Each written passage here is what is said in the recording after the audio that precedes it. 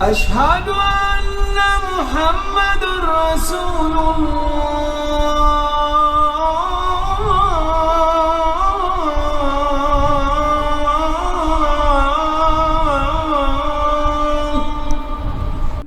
আসসালামু আলাইকুম ওয়া রাহমাতুল্লাহি ওয়া বারাকাতুহু। আলহামদুলিল্লাহ ওয়া সালাতু ওয়া সালামু আলা রাসূলিল্লাহ, আম্মা বা'দ।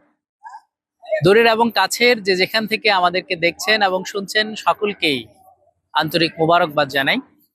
আমরা আজকে জানবো আন্না মুহাম্মাদুর রাসূলুল্লাহ, মুহাম্মদ সাল্লাল্লাহু আলাইহি ওয়াসাল্লাম আল্লাহর রাসূল।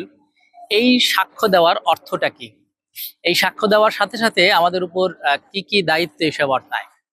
প্রথমত আল ঈমানু বিহি, আমরা যখন এই সাক্ষ্য দিব তার সাথে সাথে আমাদের উপর প্রথম দায়িত্ব হচ্ছে রাসূল সাল্লাল্লাহু আলাইহি ওয়াসাল্লামের প্রতি ঈমান আনা, যেটা আল্লাহ রাব্বুল আলামিন কোরআনুল কারীমে আমাদের আদেশ করেছেন, ওয়া আমিনু বিরাসূলিহি, তোমরা তার রাসূলের প্রতি ঈমান আনো।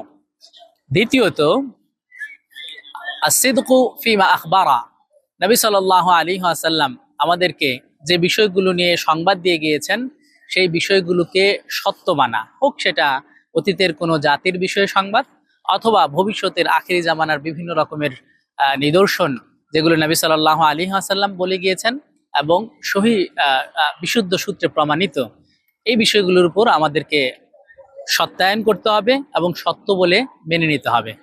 তৃতীয়ত তাআতুন নবী সাল্লাল্লাহু আলাইহি ওয়াসাল্লাম, নবী সাল্লাল্লাহু আলাইহি ওয়াসাল্লামের আনুগত্য করা, যেটা আল্লাহ রাব্বুল আলামিন বলছেন আতিউল্লাহ ওয়া আতিউর রাসূল, তোমরা আল্লাহর আনুগত্য করো এবং রাসূলের আনুগত্য করো।